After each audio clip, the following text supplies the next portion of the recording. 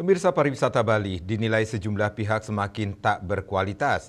Langkah ekstrim pun ditawarkan, yakni penghapusan visa on arrival yang akan menjadi filter untuk menyeleksi lebih ketat wisatawan yang dapat berlibur ke Bali.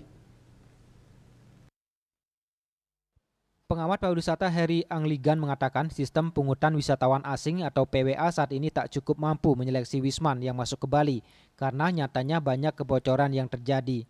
Sistemnya perlu diperbaiki, misalnya saat membayar VOA bisa sekaligus membayar PWA, bukan di luar proses kedatangan. Untuk itu langkah ekstrim disarankan demi kualitas turis yang datang ke Bali, yaitu penghapusan VOA. Menurutnya, hal itu akan memberikan efek psikologis kepada calon wisatawan bahwa untuk bisa ke Bali atau ke Indonesia tidak mudah seperti dulu lagi, yang mana kini perlu pengajuan visa.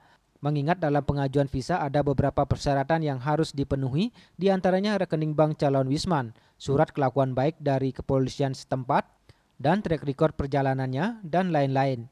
Dengan demikian menurutnya turis akan terseleksi lebih awal. Bahkan harga tiket pesawat mahal pun bisa menjadi sistem penyeleksi turis yang benar-benar cinta. Efek-efek psikologis itu yang menurutnya akan menyaring wisman yang benar-benar cinta Bali datang ke Bali. Karena memang ingin berlibur di tempat yang ia sukai dan berusaha melakukan apa saja untuk datang ke Bali. Citemayu Bali Post melaporkan.